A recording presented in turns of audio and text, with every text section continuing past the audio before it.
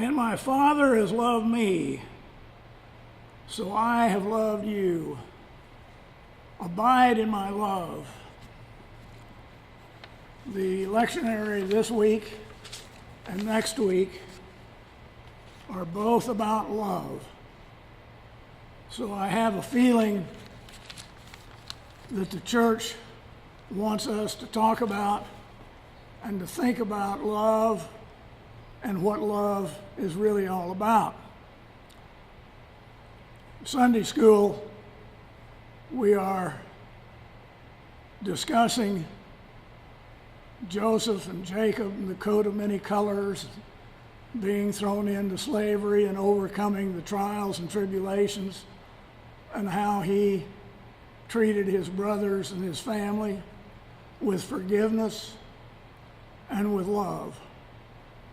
And love is not always the easiest thing for us to exhibit. It's not always the easiest thing to do. But love does have many benefits for us as individuals that I want to talk about this morning. I say it's not a feeling, it's a power. In one of Peanuts' cartoons, and most of you know that that's my favorite philosopher, it is found in Peanuts with Charlie Brown.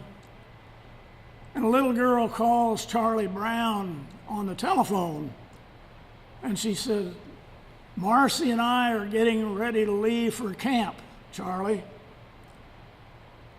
We're going to be swimming instructors." And then Marcy takes the telephone from the little girl's hands and she says, "We just called to say goodbye, Chuck. We're going to miss you. You know, we do love you." And Charlie is the perennial loser. And he's standing there with the phone and a big grin on his face. And one of his little friends asks him, "Who was that, Charlie Brown?" And Charlie answers, "I think they had the right number." Jesus was speaking to the church. "This I command you, to love one another as I have loved you." You see, love was a mark of Christianity in the first 2 centuries. And Tertullian summed it up like this: "Look how they love one another." Would the casual observer say the same thing about our church today? Look how they love one another. Would it be possible for the hungry soul to walk into our church and into our fellowship and leave having the feeling nobody cares? How do we measure up with the commandment from Christ to love one another and to show that love? You see, love really isn't something you do just when you feel like it. Love is a way of life. Love combines actions, attitudes, commitment, and conduct. And that is so important to involve those 4 things in this thing we call love: attitudes, action, commitment, and conduct. Christ's command is that we are to love one another as Christ loved us. If you think about it, that's a pretty demanding standard That means that love is an action. How did Christ love us? He laid down his life for us. And you and I would probably rather define love as something warm and fuzzy, a nice feeling, an emotion. But love is an action, and love has great power. Dr. Carl Menninger, who is a well-known psychiatrist, claimed that the most tragic word in society today is the word unloved. Love cures people, he said, both the one who gives it and the one who receives it. And he's right. Love cures, love heals. Scientific research is now confirming what many suspected all along. Love can heal a hurting body. Roy Angel once told a story of a particularly affectionate little puppy, and this puppy would hang around a sanitarium. And a doctor at the sanitarium decided to try an experiment with this little puppy. This little puppy had been very frisky and very loving. And so the doctor made a small incision on the puppy's leg and then bandaged it. And she told the staff at the sanitarium to feed the puppy, but don't show it any affection or any attention at all. And here this puppy, who had been so energetic and so frisky and so loving, became rather forlorn and lethargic. And after 6 weeks, the incision that she made on his leg had not healed. So she told the staff, now I want you to feed the puppy, but I want you to shower it with affection and love. And within a rather short time, the dog was frisky and energetic again, and the leg healed in a very short period of time. See, nobody knows really the healing streams that lie within our bodies, which can be activated by the power of love. In Sweden, there was a nurse who was working in a convalescent home, and she was assigned an elderly lady to look after. And this patient had not spoken one word, not one word, in 3 years. And the rest of the nurses in the ward tried their very best to avoid her and didn't pay any attention to her. So this one nurse, as she was assigned to look after this patient, decided that she was going to treat her with unlimited and unconditional love. And this patient used to just sit in a rocking chair all day long, rocking back and forth. So the nurse dragged up a rocking chair, and she sat next to her, and they both rocked back and forth. After a couple of weeks, the patient looked over at the nurse, and she said, "You are so kind." First words she had spoken in 3 years.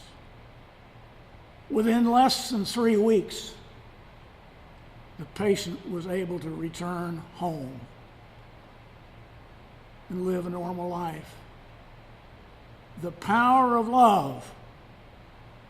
You know, it doesn't always work that way. But studies are accumulating that love does work, that love does in fact heal. Love heals the body. That's no wonder. That's easy to understand.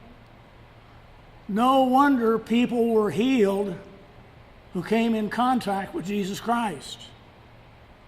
He was love incarnate. And that's what he calls his church. That's what he calls you and me to become. Love incarnate. Love made flesh. Love, in fact, can heal the body. But love can also heal the heart. I read a story about a pastor who asked his congregation if they knew anybody who was suffering that day. And a little girl, sitting down, unlike our congregation, reasonably close to the front, raised her little hand, and she says, "My father is suffering, but he won't tell anybody about it." Then the little girl hugged her father really tightly. And the father was already embarrassed, and he said, "Stop hugging me. You're hugging me to death." "Oh no, Daddy," she cried. "I'm hugging you to life."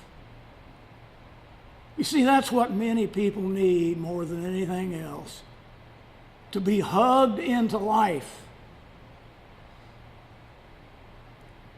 See, we live in a fragmented, alienated society. People desperately need to know that somebody cares. John Naismith has a best-selling book called Megatrends. And in that book, he calls our age one that needs to provide both high tech and high touch. Nesbitt argues that with increased technology, there must be also increased literal and figuratively touching of people to fulfill their human needs. All of us need a lot of physical interaction. We need to be touched. This is one of our most basic human needs that need to be touched. Joan Benny, who was the daughter of that great comedian that most of us all remember, Jack Benny, and she remembers Sunday morning as her very special time with her daddy. Her daddy would wake her up about 7:30 on Sunday morning, and he would feed her breakfast. Then after breakfast was completed, they'd leave the house and they'd go out for a ride in the car. And Daddy would get into the car and he'd turn on the ignition key and nothing would happen. The motor wouldn't start. So he would push all the buttons and twist all the knobs and pump on the accelerator, and still nothing would happen. And he'd look at his daughter, Joan, and he would sigh, and he'd say, "Honey, I guess the car won't start until you give me a kiss." So she says, "I did, and it did." And off we'd go. And she says, for a long time, I thought there was a great connection, a scientific connection between kissing and starting of a car. Well, it's no wonder that Joan Benny loved her daddy so much. You see, her daddy was not afraid to show affection. Love, in addition to giving power, can raise us to a higher level of accomplishment. How often have you heard the story, he or she or they did it because of love? That was true of Elias Howe. Here was a man whose health was broken and he was in serious poverty. He wanted to give up. And after all, why not, he said. After you've been knocked down so many times as I have, why not just give up? Day by day, though, he watched his wife as she slowly sewed things in order just to get enough money to buy the next meal for them. Beyond everything that he knew and loved, he loved his wife. And it really hurt Elias to watch his wife working so diligently and so long, sewing just to raise a little bit of money so that they could exist. And so he forgot his sick body and he went to work, trying to figure out ways in which he might help her. 6 months later, he completed the first model of a machine that would revolutionize the world's households. It was the first sewing machine. And you see, Howe's invention not only made him famous, it made him rich. It also helped restore him to health. But it was his love for his wife that was the driving force that made him accomplish what he did. Love elevated his accomplishments to a higher level, and that's what love does for us. It lifts us. There's that great hymn that I wish I had selected for today. Love lifted me. Because we sing it because it's true. Love lifted me. Love lifted Christ to the cross of Calvary. We love, John says in his epistle, because he first loved us. Love doesn't always make us rich. It doesn't always make us healthy. Sometimes love can actually even cost us mightily. Love cost Christ an expensive price to pay, but he paid that price for you and for me gladly because he loves us. And he set an example for us. Love one another, he said, as I have loved you. The love we share in this fellowship is love we first received from Christ. And we are still receiving it, all of us. He is with us now, and he is still loving. He is still comforting.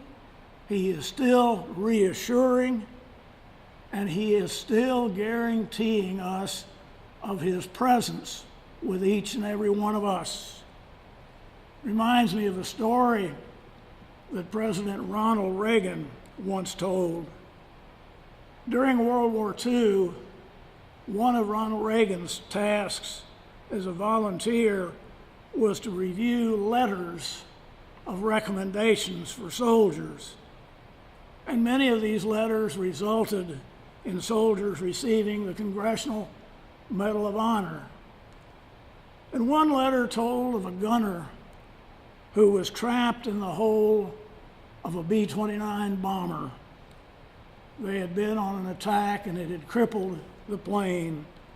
The landing gear of the plane was destroyed, and the captain didn't know if he could land the plane safely without the gunner being killed. Well, as it turned out, that decision never had to be made. As the plane neared England, the captain realized that they weren't even going to make it to the nearest landing strip, and so he ordered everybody to bail out of the plane.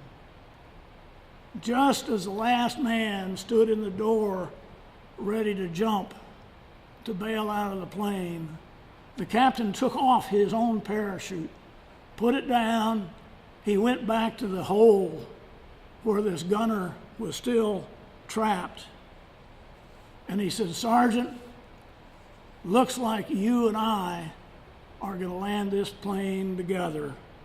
You see, he would not forsake that young soldier and leave him by himself to crash. Rather, he would risk his own life to save him. Now that's love. That's the kind of love that lifted Christ to the cross. That's love like unto God's love for you and for me. 20 years ago, Rodney King in Los Angeles raised up the idea to the community asking, can't we just get along together? Wouldn't it be tragic, in light of the kind of love that we are talking about, if you and I and the whole body of Christ could never learn how to just get along with one another? How trivial our petty antagonisms and animosities are in the shadow of Calvary. Can we not learn as humans and as Christians to quit using language and symbols of hatred? Do we have to tear down everybody and everything we don't have to agree with in order to build up our point of view and our side? Love one another. What a simple commandment, yet it carries such power.